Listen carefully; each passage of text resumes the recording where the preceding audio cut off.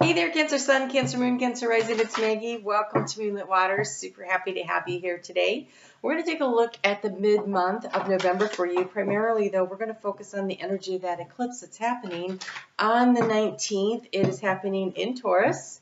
The nodes are getting ready to shift. They move backwards, and they are getting ready to shift into Taurus. And so you're well acquainted with having the North Node in your sign and how it can bring about change.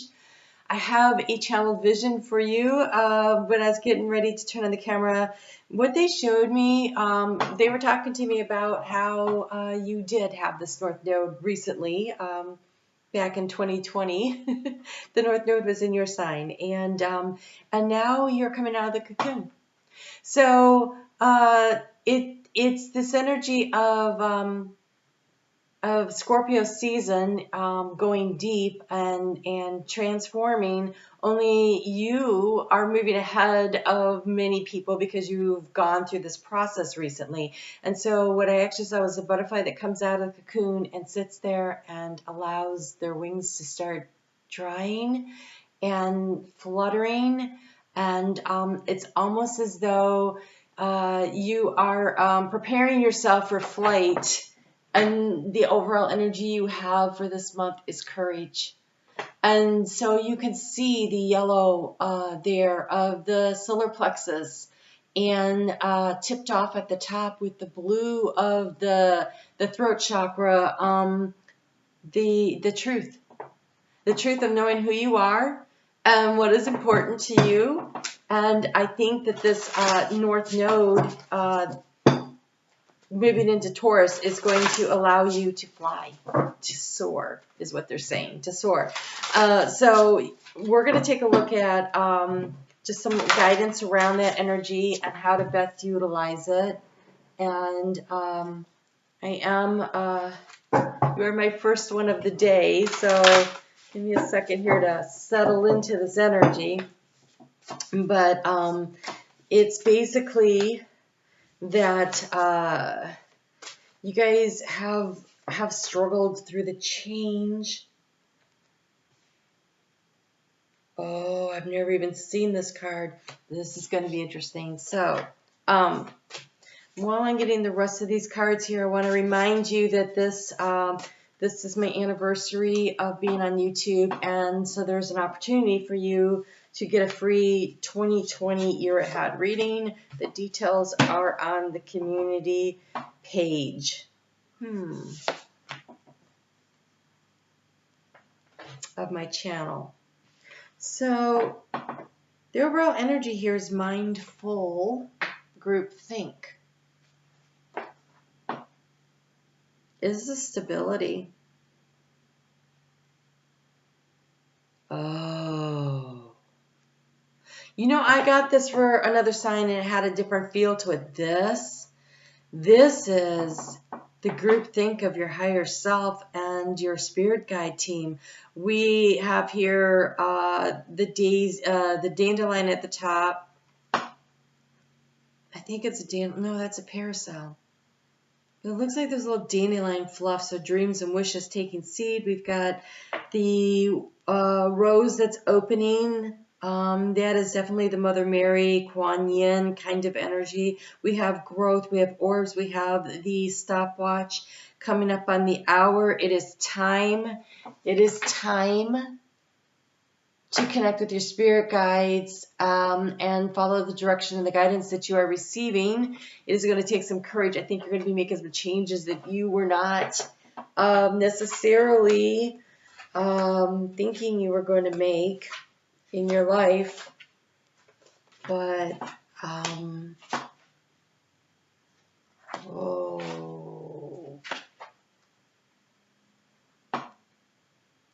okay, all right, wow, all right, let's kind of get into this and see what we have going on here. This is pretty fascinating. So here at the center here you have the jeweled web, the connectivity. So let me see if I pull these back.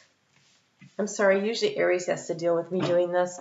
But the other day when I was recording the videos, I got exhausted and I couldn't keep going. So You have the jeweled web connectivity. First off, it's a 5. It's 3 plus 2 is 5. That's change. We are in a year of change. So this is everything you do reaches out and touches, and it contacts some other point in your life. It interacts with other lifetimes and timelines. And what you do here affects all the pieces and the parts of your soul, but it also affects all the people that are around you. It affects everyone and everything. And so there's a need to really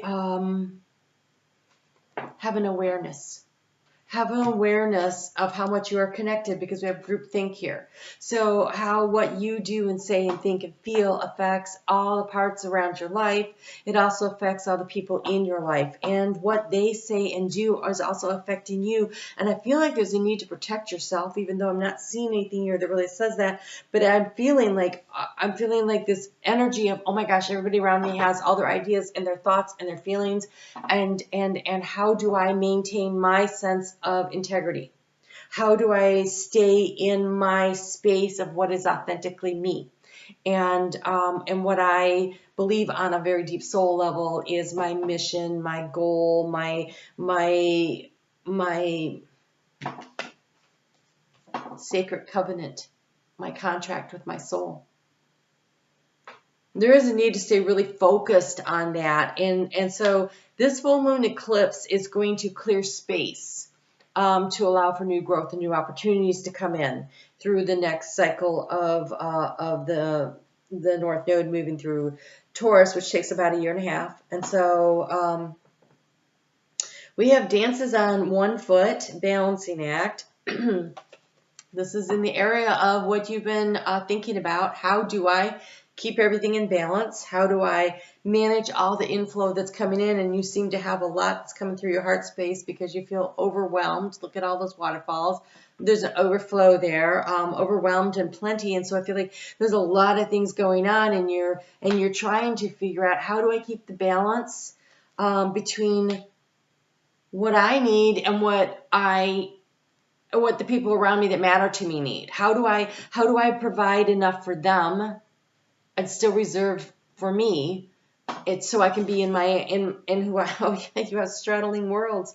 Wandering between the realms is the obstacle. How do I stay connected to the divine source? When we went through, first off, the whole world got shut down, right, in 2020.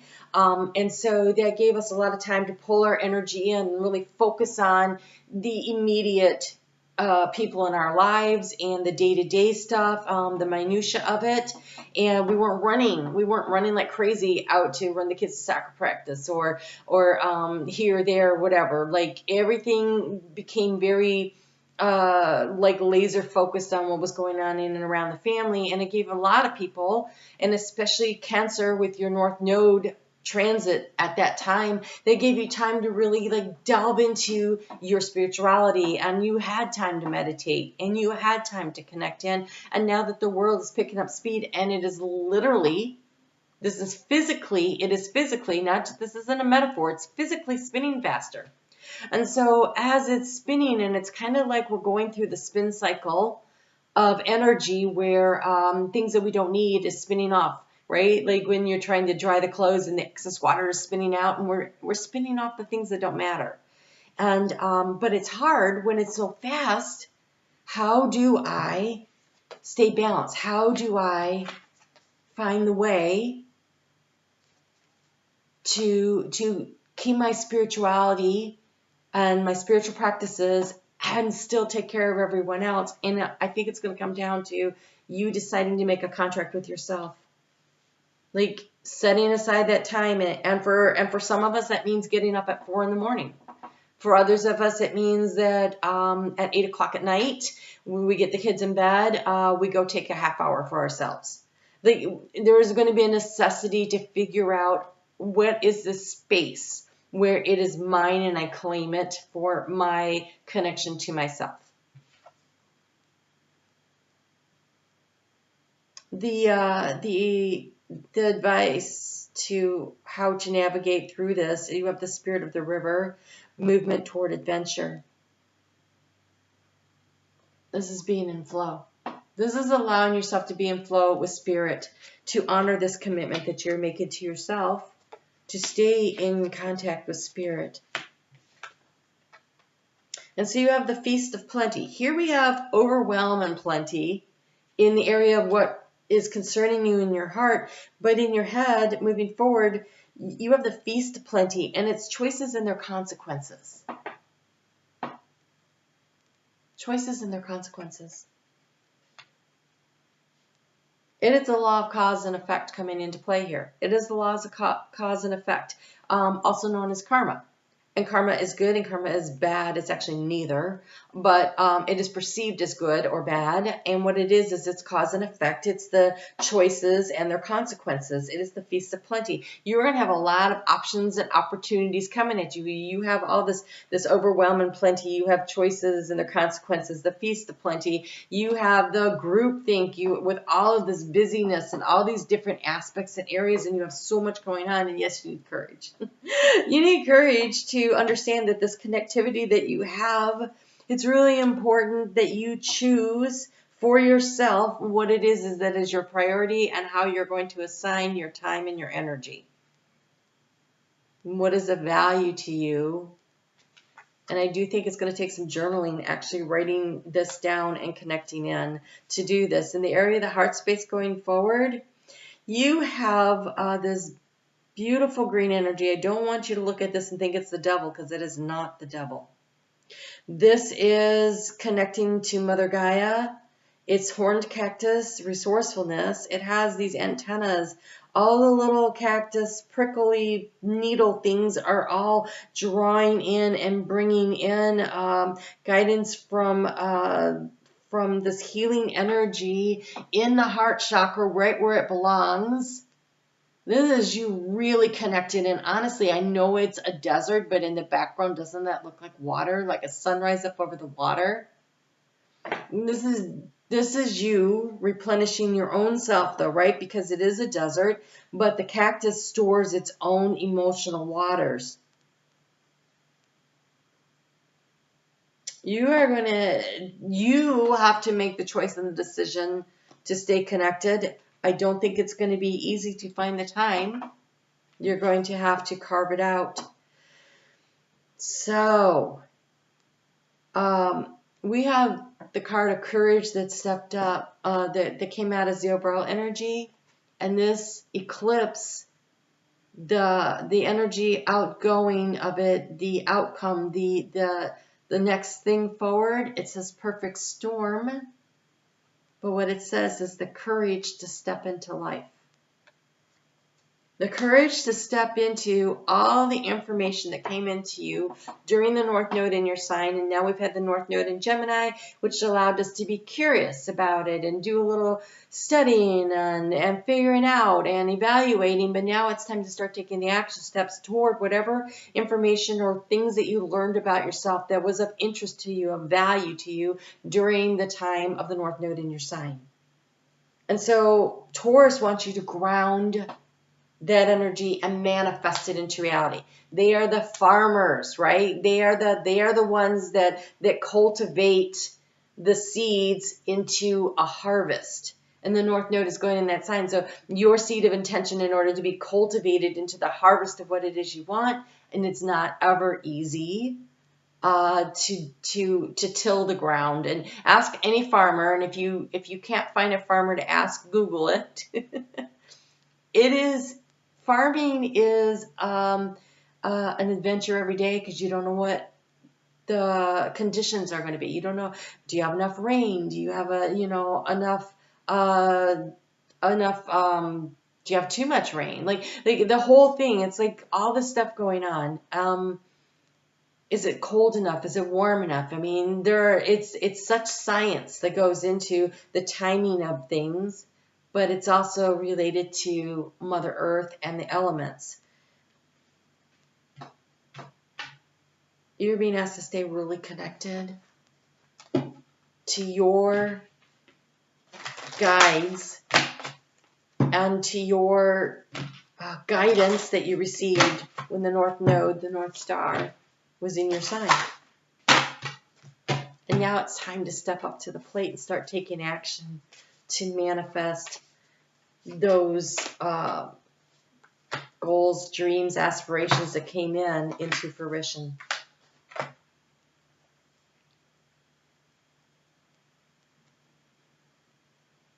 This is beautiful. Okay, so you have the praying mantis, correct action, sacred practice, find your inner peace, stay connected to spirit. Tune into your calm center from within in a place of stillness. You will make strong decisions. You'll be able to do that. You'll be able to trust your intuition and wisdom that emerges spontaneously from within, even when it takes you by surprise with its intensity. Do not give others the opportunity to threaten your creative work. The groupthink is, don't let other people, this is about you staying in your lane and knowing what you want and taking control of it. Do not give others the opportunity to threaten what matters to your heart. Take your creative expression and soul worth seriously enough to safeguard it from prying eyes or judging minds. Patience can help you to relax into your inner knowing so that you do not try to force anything. That's that being and flow energy. And to act with wisdom. Sometimes a soft no is not enough.